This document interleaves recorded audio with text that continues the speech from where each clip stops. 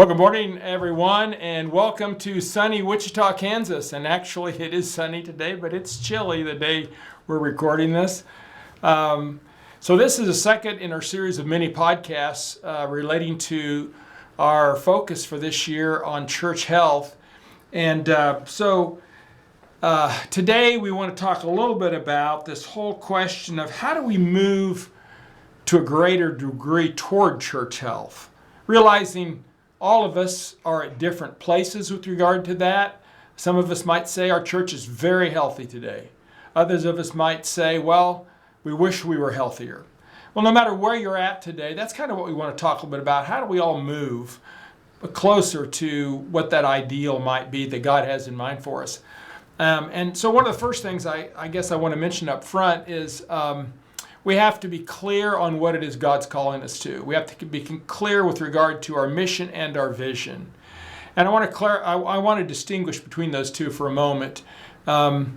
We talked a little bit last time about our mission as churches being fulfilling the Great Commandment Great Commission in the spirit of the Great Commandment. And that is exactly what all of us are called to. All of us, in a sense, could have the same mission statement because we have the same purpose for existence as churches. But having said that, then, so what is vision?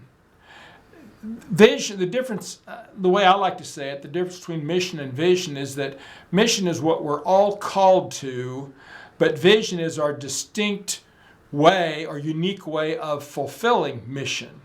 I heard it said many years ago that a vision is a picture of a preferred future. It's a picture of the future that God has in mind for us that we want to move toward.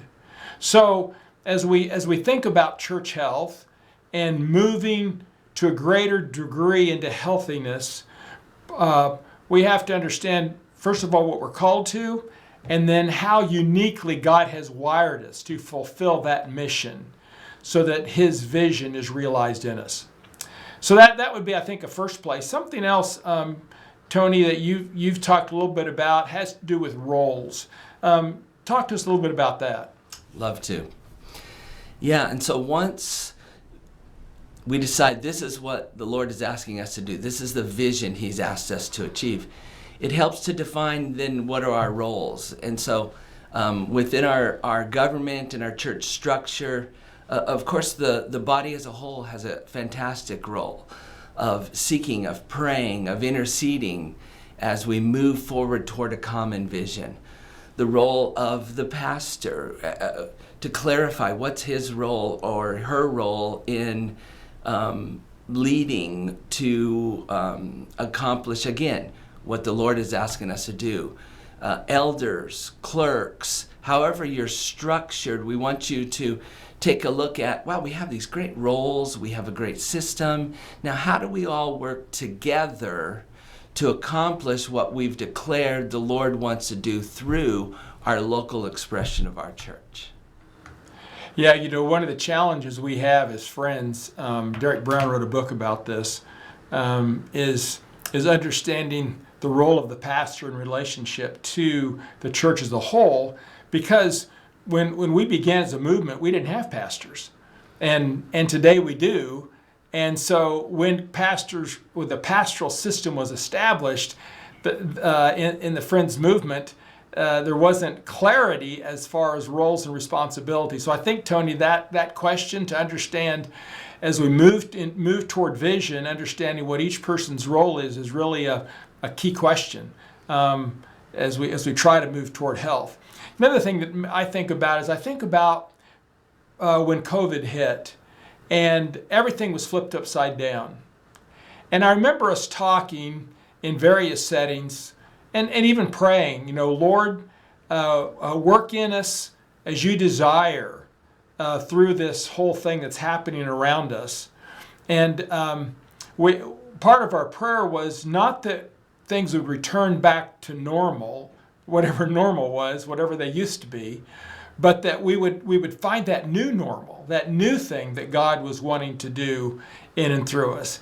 And so that's why this whole vision thing, I think, is so important, is that we don't want to just go back to where we were in 2019 as churches, but we want to see, God, what is that new thing you want to do in us today?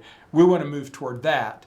And that will vary and be specific to each church. So that's why it's important, I think, that each church asks those questions. Don't you think, Tony? I love it. Absolutely. And so, okay, here's the vision. We all believe the Lord's asking us to continue doing this, to do this more, whatever it is he's asking you to do as you obey him, encountering your world. And okay, so here are our roles. Here's the role of the pastor, the clerk, the elder, the body, the Sunday school teachers, the staff, so that everyone understands they're valuable, they're necessary as the church moves toward accomplishing what they've been called to accomplish. Next key that is important that we've landed on, so understand the vision, your roles. It really is encountering Jesus. Times of prayer, times of seeking him, to making sure you're in sync with him as you move forward as a body.